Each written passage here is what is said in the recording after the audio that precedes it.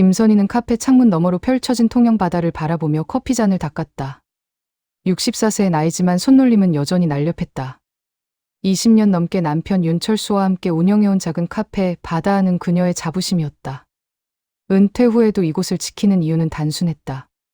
일하는 게 좋았고 손님들과 나누는 소소한 대화가 삶의 활력이었다. 하지만 요즘은 달랐다. 한적한 오후마다 그녀는 자주 멍하니 창밖만 바라보곤 했다. 손님이 줄어든 탓도 있었지만 더 큰 이유는 따로 있었다. 바로 며느리 박지연이었다. 작년 이맘때만 해도 세상을 다 가진 기분이었다. 서울에서 IT 기업 기획자로 일하던 아들 윤태민이 결혼을 발표했을 때 선희는 며칠 동안 잠을 설쳤다. 35세에 맞이한 늦둥이 결혼이었다. 신부는 광고회사에서 일하는 31세의 카피라이터 박지연. 첫 만남부터 예의 바르고 똑 부러진 인상이 마음에 들었다. 결혼식을 올린 지 2달 뒤 태민이 전화를 걸어왔다. 엄마, 저희 통영으로 내려갈까 해요. 선희의 심장이 뛰었다. 정말? 서울 일은 괜찮겠니? 요즘 다 재택근무 가능해요. 지연이도 프리랜서로 전환하기로 했고요. 부모님 근처에서 살고 싶어요. 그날 밤 선희는 남편을 붙들고 울었다. 기쁨의 눈물이었다. 서울이라는 먼 곳에서 늘 걱정만 했던 아들이 곁으로 온다는 사실이 믿기지 않았다. 부부는 통영 시내에서 차로 10분 거리에 깔끔한 신혼집을 구했다. 선희는 정착비 명목으로 3천만 원을 보탰다. 가구를 들이고 가전제품을 사고 인테리어를 마무리하는 과정에서 그녀는 직접 발품을 팔았다. 매일 아침 시장에 들러 신선한 식재료를 골랐고 주말이면 김치며 반찬을 정성껏 담아 보냈다. 어머니, 이렇게까지 안 하셔도 돼요. 지연은 늘 미소를 지으며 말했지만 선희는 그게 진심인지 알 수 없었다. 며느리의 표정은 늘 완벽했다. 너무 완벽해서 오히려 불편할 정도였다. 괜찮아. 딸처럼 생각한다. 선희는 진심으로 그렇게 여겼다. 딸이 없어 늘 아쉬웠던 그녀에게 며느리는 새로운 희망이었다. 명절 때 입으라며 옷을 사주고 화장품도 챙겨주었다. 매달 생활비 30만 원을 따로 계좌로 넣어주는 것도 빼먹지 않았다. 우리 젊었을 때 얼마나 힘들었는데. 이제라도 도와주고 싶어. 남편 철수는 고개를 끄덕였지만 어딘지 모르게 불안한 표정이었다. 너무 무리하지 마. 당신도 몸 챙겨야지. 괜찮아요. 아들한테 해주는 건데 뭐. 처음 2달은 정말 화목했다. 주말이면 내 식구가 함께 외식을 하고 가끔은 바닷가를 산책했다. 태미는 부모님 앞에서 지연의 손을 꼭 잡으며 말했다. 엄마, 아빠 덕분에 잘 살고 있어요. 하지만 시간이 지나면서 이상한 공기가 스며들기 시작했다. 지연은 여전히 예의 바르게 웃었지만 그 웃음 뒤에 뭔가 보이지 않는 벽이 느껴졌다. 선희가 카페 일손을 도와달라고 부탁하면 지연은 항상 같은 대답을 내놓았다. 어머니, 죄송해요. 이번 주는 마감이 있어서요. 한 번은 그렇다 쳐도 2번, 3번 반복되자 선희는 의문이 들었다. 프리랜서라며 시간이 자유롭다고 하지 않았던가. 하지만 입 밖으로 내지는 못했다. 혹시 며느리가 서운해할까봐. 어느 날 오후 손님이 거의 없는 카페에 지연이 찾아왔다. 선희는 반가운 마음에 얼른 자리를 권했다. 지연아, 마침 잘 왔다. 카페 포스터 좀 봐줄 수 있을까? 내가 광고 전문가니까. 지연은 포스터를 훑어보더니 미소를 지었다. 어머니, 이 디자인 요즘은 잘 안 쓰는 스타일이에요. 좀 올드하네요. 그 말투는 부드러웠지만 선희의 가슴 한켠을 찔렀다. 올드하다는 말이 단순히 디자인만을 가리키는 게 아닌 것 같았다. 마치 자신의 방식, 자신의 삶 전체를 평가하는 듯한 느낌이었다. 아, 그렇구나. 그럼 내가 한번 고쳐볼래? 시간 나면요. 지연은 커피를 마시고 곧자리를 떴다. 선희는 그녀가 나간 뒤에도 한참 동안 그 자리에 서 있었다. 그날 밤 선희는 남편에게 조심스럽게 물었다. 지연이가 나를 불편해하는 걸까? 철수는 신문을 넘기며 대답했다. 요즘 애들은 표현이 좀 다르지. 너무 마음 쓰지 마. 그래도 시간이 지나면 괜찮아질 거야. 하지만 시간이 지날수록 그 다름은 점점 더 벌어지기만 했다. 선희는 밤마다 카페 창문 너머 어두운 바다를 바라보며 생각했다. 내가 뭘 잘못한 걸까? 너무 많이 해줘서 부담스러운 걸까? 아니면 처음부터 나와 맞지 않았던 걸까? 답은 나오지 않았다. 다만 가슴속 어딘가에 작은 돌덩이가 자리 잡은 듯한 무거움만이 남았다. 추석이 한 달 앞으로 다가왔다. 선희는 올해 명절이 유난히 기다려졌다. 아들 내외가 통영에 있으니 이제는 서울까지 왕복 6시간을 운전할 필요가 없었다. 차례상을 차리고 온 가족이 둘러앉아 밥을 먹는 모습을 상상하면 절로 미소가 지어졌다. 올해는 제대로 차려야지. 선희는 명절 일주일 전부터 준비에 들어갔다. 시장에 나가 제일 좋은 문어를 골랐다. 태민이 어릴 적부터 좋아하던 문어 숙회였다. 표고버섯은 일일이 물에 불려 기름기를 빼고 도라지는 손으로 하나씩 찢어가며 무쳤다. 전을 부칠 호박과 감자도 직접 썰었다. 남편 철수가 걱정스럽게 말했다. 당신 요즘 무릎 안 좋다며. 너무 무리하지 마. 괜찮아요. 1년에 한 번인데 뭐. 선희의 손은 쉴 새 없이 움직였다. 갈비찜을 만들고 잡채를 볶고 송편을 빚었다.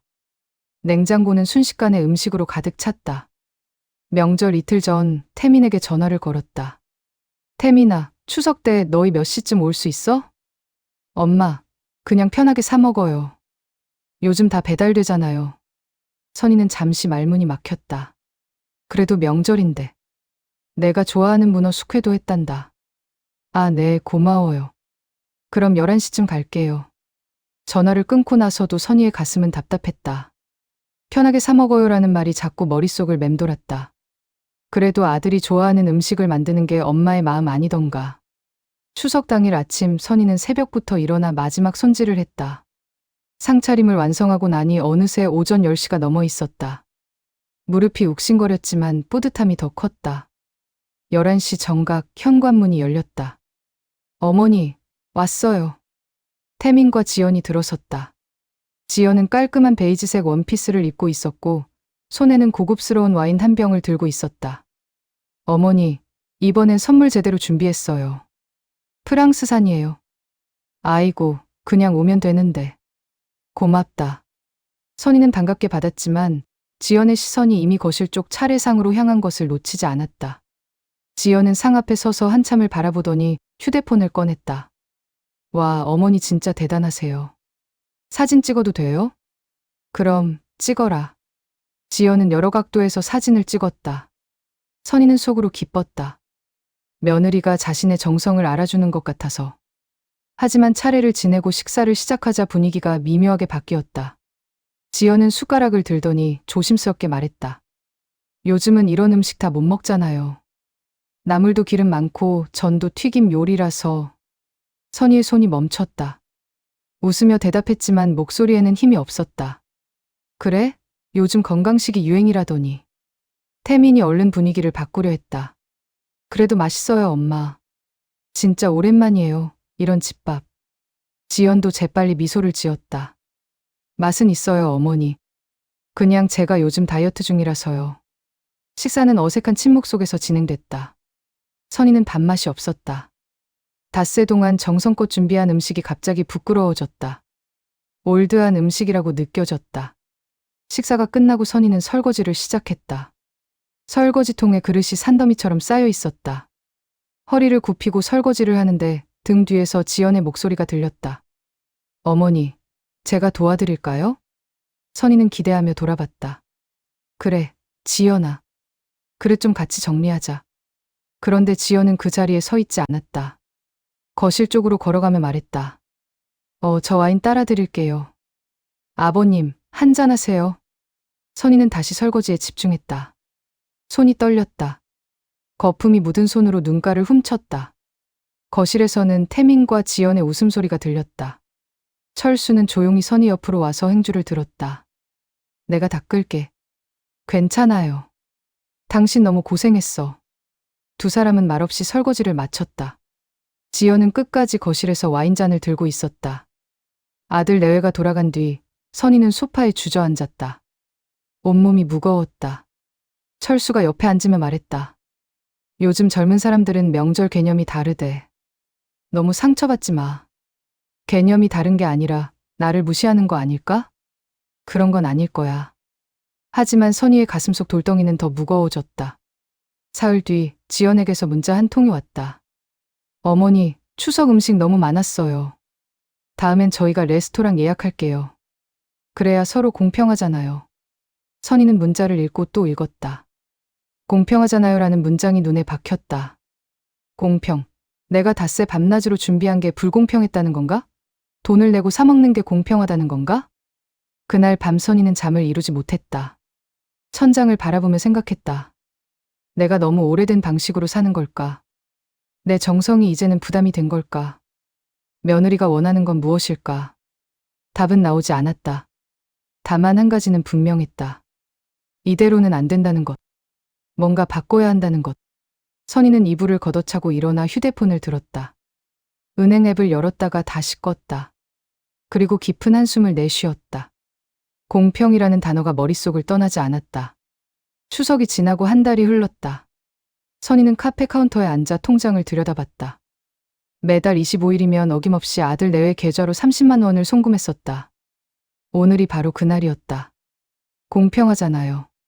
지연의 문자 메시지가 다시 떠올랐다. 선희는 휴대폰을 내려놓고 창밖을 바라봤다. 10월의 바다는 잔잔했지만 그녀의 마음은 파도처럼 출렁였다. 당신, 이번 달엔 안 보내려고. 저녁 식사 자리에서 선희가 말했다. 철수는 수저를 놓고 아내를 바라봤다. 갑자기 왜?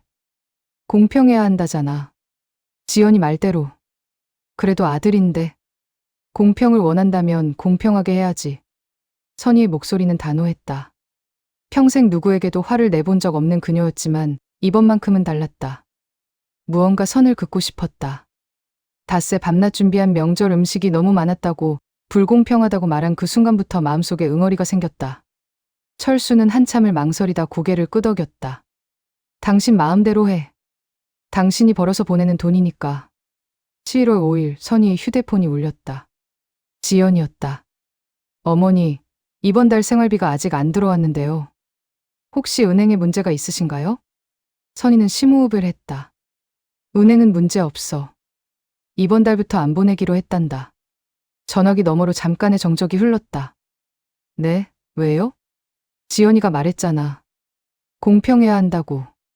그래서 이제부터 공평하게 하려고.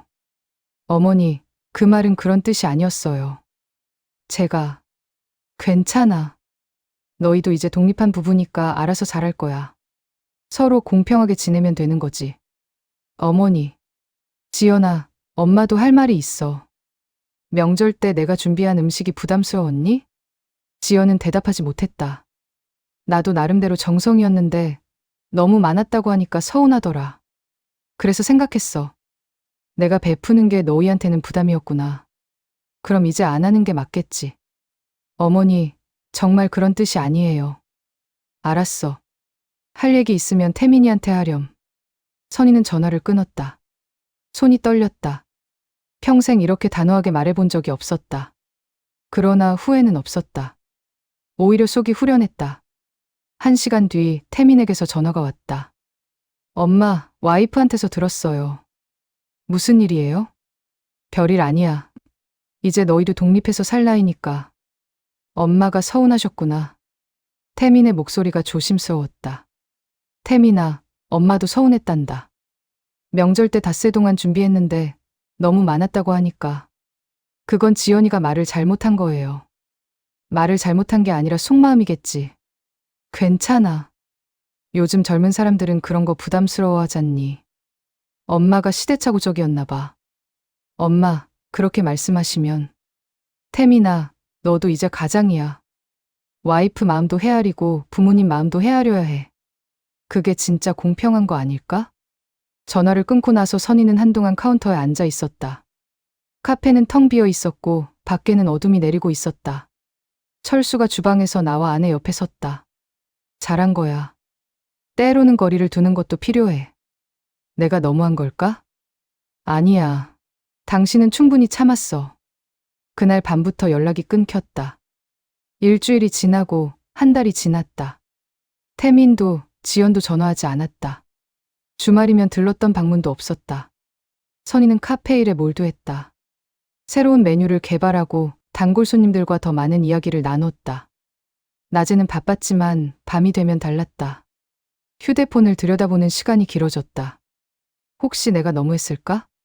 카운터 불빛 아래에서 그녀는 자주 자문했다. 하지만 곧 고개를 저었다. 잘못한 건 없다. 다만 방식을 바꿨을 뿐이다. 12월이 되자 통영에도 첫눈이 내렸다. 선희는 창밖에 눈을 바라보며 생각했다. 작년 이맘때는 아들 부부와 함께 눈을 보러 갔었다.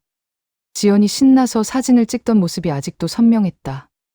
그때는 좋았는데. 중얼거리는 선희의 목소리에 철수가 고개를 들었다. 후회해? 아니, 그냥 그리워. 시간이 지나면 연락 올 거야. 올까? 당신이 잘못한 게 아니니까. 선희는 남편의 손을 꼭 잡았다. 차가운 손이었지만 따뜻했다. 2달의 침묵은 길었지만 그녀는 기다릴 수 있었다. 이번만큼은 먼저 연락하지 않기로 했다. 진짜 공평이 무엇인지 며느리도 아들도 생각해 볼 시간이 필요했다. 카페 문풍지에 눈송이가 하나 둘 붙었다. 선희는 그것을 바라보며 조용히 커피를 마셨다. 기다림의 시간이 시작되었다. 10월의 마지막 토요일, 카페는 한산했다. 연말이라 사람들은 대부분 쇼핑몰이나 식당가로 향했다. 선희는 카운터를 닦으며 라디오에서 흘러나오는 캐럴을 들었다.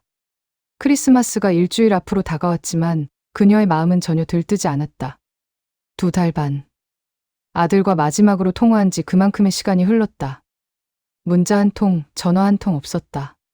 선희는 때때로 휴대폰을 확인했지만 그럴 때마다 빈 화면만 그녀를 맞았다. 오늘은 일찍 문 닫을까? 철수가 주방에서 나오며 물었다. 그래요. 어차피 손님도 없는데. 바로 그때 카페 문이 열렸다. 차가운 바람과 함께 2사람이 들어왔다. 선희는 고개를 들었다가 숨이 멎었다. 태민과 지연이었다. 어머니. 태민이 조심스럽게 불렀다. 지연은 태민의 뒤에 서서 고개를 숙였다. 2사람 모두 예전처럼 화려한 옷차림이 아니었다. 태민은 낡은 패딩을, 지연은 수수한 니트를 입고 있었다. 선희는 당황했다. 마음의 준비가 안 되어 있었다. 무슨 말을 해야 할지, 어떤 표정을 지어야 할지 알 수 없었다. 앉아라. 겨우 그 말만 꺼냈다. 태민과 지연은 창가 자리에 조용히 앉았다. 철수가 먼저 다가갔다. 커피 마실래? 아니에요, 아버지. 저희 저녁 준비 도와드리러 왔어요. 지연이 먼저 말했다. 목소리가 떨리고 있었다. 선희는 그녀를 바라봤다. 지연의 눈가가 붉어져 있었다. 저녁은 뭐 별거 없는데. 그래도 저희가 하고 싶어요. 지연이 자리에서 일어났다. 가방에서 앞치마를 꺼냈다. 선희가 예전에 선물했던 앞치마였다. 한 번도 사용한 적 없어 보였던 그 앞치마가 이제는 구겨져 있었다. 주방 써도 될까요? 그래. 지연은 주방으로 들어갔다. 냉장고를 열더니 있는 재료를 확인했다. 김치, 두부, 돼지고기, 파. 지연은 도마 위에 재료를 꺼내놓고 칼을 들었다. 손놀림이 어색했다. 팔을 써는데 크기가 제각각이었다. 선희는 주방 입구에서 그 모습을 지켜봤다. 지연의 이마에 땀이 맺혔다. 김치를 썰고 두부를 자르고 돼지고기를 볶았다. 냄비에 물을 붓고 재료를 넣었다. 김치찌개였다. 어머니, 앉아 계세요. 오늘은 제가 다 할게요. 지연의 목소리에는 단단한 의지가 담겨 있었다. 선희는 아무 말 없이 카운터에 앉았다. 태민이 옆으로 와서 조용히 말했다. 엄마, 지연이가 1달 동안 요리 연습했어요. 저한테 매일 저녁 해주면서. 그랬구나. 처음엔 다 태우고 짜고 그랬는데 요즘은 좀 낫더라고요. 태민이 쓸쓸하게 웃었다. 우리가 많이 생각했어요. 엄마 마음을 너무 몰랐던 것 같아요. 선희는 대답하지 않았다. 다만 고개를 끄덕였다. 30분 뒤 김치찌개가 보글보글 끓기 시작했다. 지연은 밥을 푸고 반찬을 꺼내 작은 접시에 담았다. 상차림은 서툴렀지만 정성만큼은 느껴졌다. 다 됐어요. 드세요. 4사람이 식탁에 둘러앉았다. 선희는 국물을 한 숟가락 떠서 입에 넣었다. 간이 조금 짰지만 맛은 괜찮았다. 무엇보다 따뜻했다. 맛있다. 선희의 말에 지연의 눈가가 또 붉어졌다. 정말요? 너무 짜진 않아요? 아니야. 딱 좋아. 식사는 조용히 진행됐다. 예전처럼 웃고 떠드는 분위기는 아니었지만 어색하지만은 않았다. 밥을 다 먹고 나자 지연이 재빨리 일어나 그릇을 모았다. 설거지는 제가 할게요. 지연아, 같이 하자. 선희가 일어났다. 지연은 고개를 저었다. 아니에요. 이건 제가 해야 해요. 지연은 주방으로 가서 설거지를 시작했다. 물소리가 들렸다. 그릇 부딪히는 소리가 들렸다. 선희는 주방 문 앞에 서서 그 모습을 바라봤다. 지연의 손이 멈췄다. 고개를 숙인 채 어깨가 떨렸다. 울고 있었다. 지연아. 선희가 다가갔다. 지연은 손에 묻은 거품도 닦지 않고 돌아섰다. 어머니, 죄송해요. 정말 죄송해요. 눈물이 뺨을 타고 흘러내렸다. 명절 때 제가 너무 철없이 굴었어요. 어머니 정성을 몰랐어요. 공평하자고 한 것도 제가 받기만 하면서 아무것도 안 한 게 부끄러웠는데 그걸 어머니 탓으로 돌렸어요. 지연은 목이 메어 말을 잇지 못했다. 2달 동안 매일 생각했어요. 제가 얼마나 이기적이었는지. 어머니는 주기만 하셨는데 저는 받는 게 당연한 줄 알았어요. 선희는 지연의 등을 토닥였다. 등이 가늘게 떨렸다. 지연아, 사람은 누구나 배워가는 거야. 나도 처음엔 몰랐어. 시어머니 마음을. 저 이제 알 것 같아요. 정성이 뭔지. 지연은 선희의 품에 안겼다. 선희도 그녀를 꼭 안아주었다. 2사람은 한동안 그렇게 서 있었다. 거실에서는 태민과 철수가 조용히 차를 마시고 있었다. 철수가 아들에게 말했다. 잘 왔다. 내 아버지. 내 와이프, 단단한 사람이더라. 태민은 고개를 끄덕였다. 그의 눈에도 눈물이 고여 있었다. 그날 밤, 카페는 따뜻했다. 그날 이후 지연은 약속을 지켰다. 일주일에 2번, 화요일과 토요일 오후면 어김없이 카페로 찾아왔다. 처음에는 설거지와 테이블 정리만 했다. 그러다 점차 주방 일도 거들고 재고 정리도 도왔다. 어머니, 이 원두 유통기한 확인해 보세요. 아, 그래? 고맙다. 지연은 꼼꼼했다. 재고를 정리하고 유통기한을 체크하고 심지어 카페 청소도 구석구석 했다. 선희가 말려도 소용없었다. 어머니는 쉬세요. 제가 할게요. 너무 무리하지 마라. 괜찮아요. 이 정도는 해야죠. 1월 중순, 지연은 새로운 제안을 들고 왔다. 노트북을 펼치더니 화면을 보여줬다. 어머니, 카페 홍보 포스터 새로 만들어봤어요. 화면에는 세련된 디자인의 포스터가 있었다. 바다가 보이는 카페 전경, 따뜻한 조명, 그리고 바다 안에서의 휴식이라는 문구. 선희의 얼굴에 미소가 번졌다. 지연아, 이거 내가 만든 거야? 네. 요즘 카페 사진 많이 찍어뒀거든요. 어때요? 너무 예쁘다. 진짜 전문가 같아. 당연하죠. 저 원래 광고 전문가였잖아요. 지연이 장난스럽게 웃었다. 예전에 그 냉소적인 미소가 아니라 진심 어린 웃음이었다. 포스터는 카페 입구에 붙였고 SNS에도 올렸다. 반응은 즉각적이었다. 사흘 만에 젊은 손님들이 하나둘 찾아오기 시작했다. 여기 인스타에서 봤어요. 바다 뷰가 정말 예쁘네요. 사진 찍어도 돼요? 당연하죠. 많이 찍어가세요. 지연은 손님들과 자연스럽게 대화를 나눴다. SNS 마케팅 노하우를 살려 해시태그를 만들고 이벤트도 기획했다. 선희는 그런 며느리를 흐뭇하게 바라봤다. 우리 며느리 덕분에 장사가 잘 되네. 어머니가 만드신 커피가 맛있으니까요. 2월 어느 저녁 가족 넷이 카페를 정리한 뒤 함께 식사를 했다. 철수가 고기를 구우면서 말했다. 요즘 카페 분위기 확 달라졌어. 젊은 손님이 정말 많이 오더라. 다 지연이 덕분이에요. 태민이 자랑스럽게 말했다. 아니에요. 어머니가 기반을 다 만들어 놓으셨잖아요. 저는 그냥 요즘 방식으로 포장한 것뿐이에요. 지연이 겸손하게 답했다. 선희는 그녀의 손을 잡았다. 지연아, 고맙다.